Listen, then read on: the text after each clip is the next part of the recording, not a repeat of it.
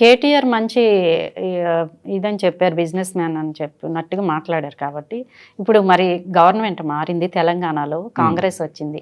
CM Revanth Reddy గారు Davos వెళ్ళినప్పుడు ఎక్కువగా ఆయన లాంగ్వేజ్ మీద ఫోకస్ పెట్టి విమర్శలు చేశారు. Compulsory English రావాలంటారా? పెట్టుబడులకి ఇంగ్లీష్కి ఏంటి సంబంధం సార్ అసలు? అసలు లేదండి. మీ దగ్గర ఒక మంచి ఆలోచన ఉంటే ఆ ఆలోచన ఆటోమేటిక్గా రూపం తీసుకుంటుంది. గోవాలో ఒక చీఫ్ మినిస్టర్ 4వ తరగతి చదివారు, మొట్టమొదటి చీఫ్ మినిస్టర్. ఆయన చేసిన సంస్కరణలు ఇప్పుడు కూడా అక్కడ అత్యంత తక్కువ ఎలక్ట్రిసిటీ ఛార్జ్ అండి అతను పెట్టిన సంస్కరణ. చదువుకి దీనికి సంబంధం మీరు చూడండి. ధీరుభాయ్ అంబానీ ఏం చదువుకున్నారు? ధీరుభాయ్ అంబానీ దగ్గర నుంచి ఇప్పుడు ఉన్నటువంటి పెద్ద పెద్ద ఇండస్ట్రియలిస్ట్ కూడా చాలా హై స్కూల్ డ్రాప్అవుట్స్, డిగ్రీలు కూడా కంప్లీట్ చేయలేనటువంటి అటువంటి పరిస్థితుల నుంచి వాళ్ళు ఈవేళ ప్రపంచాన్ని శాసిస్తున్నారు, ప్రపంచాన్ని వెళ్తున్నారు ఆయా రంగాల్లో. సో చదువుకి మీ యొక్క ఆలోచన విధానానికి సంబంధం లేదు. మీరు చేయాలనుకున్న పని 10 మంది కోసం మీరు చేస్తానని అనుకుంటే మీ కింద చదువుకున్న వాళ్ళు మరో 10 మంది ఉంటారు, వారు మీకు గైడ్ చేస్తారు ఎలా చేయాలి, ఏం చేయాలి. మాట్లాడడం ఒక్కటే గొప్పతనం కాదు, మాటలతో పాటు పని, ఆ పని చేసే పనిని 10 మందికి ఉపయోగకరంగా మనం మలుచుకోగలుగుతున్నామా? ఐ థింక్ కేటీఆర్ కానీ లేకపోతే రేవంత్ రెడ్డి గారు కానీ I think they should not worry about how they are pronouncing. Of course KTR garu ఫారిన్లో కొన్నాళ్ళు ఉన్నారు, మంచి లాంగ్వేజ్ ఉంది ఆయనకి.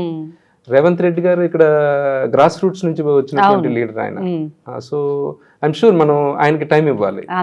టైం ఇస్తే కనుక ఐ థింక్ మనకి తెలుస్తుంది ఆయన ఎలాంటి లీడర్షిప్ చేస్తున్నారు అన్నది. మీకు సీఎం జగన్ గారితో పరిచయం ఉందా? లేదండి, బట్ నేను సజ్జల రామకృష్ణారెడ్డి గారిని నేను 4-5 times కలిశాను. వాళ్ళకి ఒక ఎడ్యుకేషన్ రిలేటెడ్ ఒక ప్రాజెక్ట్ని తీసుకెళ్ళాను. ఇన్ఫ్యాక్ట్ మేము సైన్ కూడా చేసాము. మళ్ళీ ఇక్కడ మీరు పర్సనల్గా మాట్లాడితే కానీ మీకు ఒక వ్యక్తి గురించి మీకు తెలియదు. నేను కూడా మీడియాలో ఏదో చదివాను, విన్నాను. But Sajjala Ramakrishna Reddy garu I think for me he was a wonderful gentlemen. Excellent, మంచి మాట్లాడడం, వెరీ పేషెంట్. తర్వాత అతని దగ్గరికి వచ్చి దగ్గర 200-300 మంది కాగితాలు, ఫైల్స్ అని పట్టుకుని వస్తారు.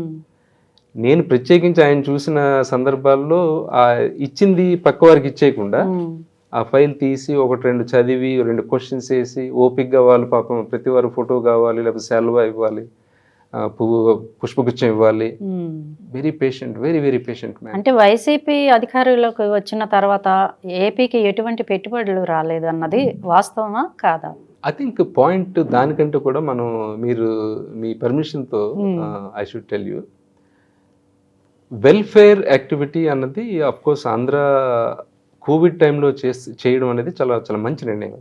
అది తెలిసి చేశారా తెలియక చేశారా అన్నది పక్కన పెడితే, బట్ యాజ్ ఎ స్టేట్ మీరు వెల్త్ క్రియేషన్ కూడా చేయాలి. వెల్త్ క్రియేషన్ చేయకుండా కేవలం వెల్ఫేర్ ఎక్కడి నుంచి మీరు చేస్తున్నారు? ట్యాక్స్ మనీ, లేకపోతే మనకున్నటువంటి వనరులు, అబ్కారీ నుంచి కానీ లేదా మైనింగ్ నుంచి కానీ శాండ్ నుంచి కానీ ఇలాంటి ఆదాయాల వనరులు ఉంటాయి స్టేట్. తద్వారా వచ్చిన డబ్బుల్ని మనం సెంటర్ కట్టేటప్పుడు సెంటర్ మళ్ళీ తిరిగి మనకి కొంత డబ్బులు ఇస్తుంది. దాన్ని వారు వెల్ఫేర్ కింద మ్యాక్సిమం స్పెండ్ చేశారు, which is not a bad thing.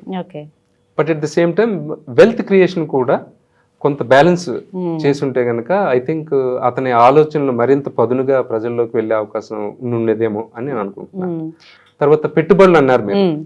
పెట్టుబడులు జనరల్గా ఎప్పుడు వస్తాయంటే, పెట్టుబడి పెట్టేవాడికి ఎలా ఉండాలంటే, నేను అక్కడికి వెళ్తే నేను ఒక 10 ఏళ్ళు లేదా 20 ఏళ్ళు నేను హ్యాపీగా పనిచేసుకోగలను, నాకు ప్రభుత్వాలు తాలూకా ఇది ఇంటర్ఫరెన్స్ ఉండదు అనేటటువంటి నమ్మకం ఉంటే 10 మంది వస్తారు. అంటే ఆ నమ్మకం లేదంటారా? ఇప్పుడు పెట్టుబడి లేదు, ఉంది అని నేను చెప్తే స్పెక్యులేషన్ అవుతుంది. బట్ అలాంటి వాతావరణం క్రియేట్ చేయాల్సిన అవసరం యాజ్ ఎ స్టేట్ ప్రతి స్టేట్కి ఉంది. In case if he comes back to power or I don't know, I think he has to focus more on this part అని నేను అనుకుంటున్నాను.